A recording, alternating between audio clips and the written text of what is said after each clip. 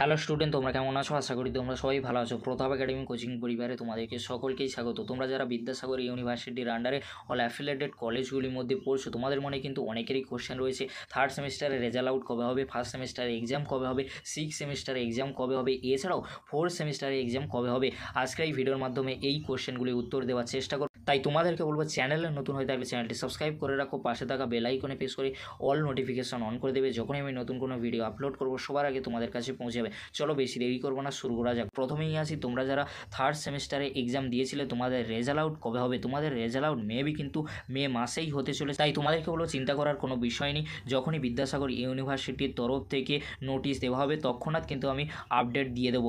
এবার আসি, তোমরা যারা ফার্স্ট সেমিস্টার সিবিসিএস আর এনইপি স্টুডেন্ট রয়েছে, তোমাদের এক্সাম কবে হবে? তোমাদের এক্সাম মেবি কিন্তু জুন মাসের ফার্স্ট উইক নাগাদ হওয়ার সম্ভাবনা প্রবল রয়েছে। আর সকলেই জানো, এখন বিদ্যাসাগর ইউনিভার্সিটির আন্ডারে যে অ্যাফিলিয়েটেড কলেজগুলি রয়েছে সেই কলেজের স্যার কিংবা ম্যাডামরা কিন্তু লোকসভা নির্বাচনের জন্য ব্যস্ততা রয়েছে, সেই জন্য প্রশ্নপত্র তৈরি করা যাচ্ছে না।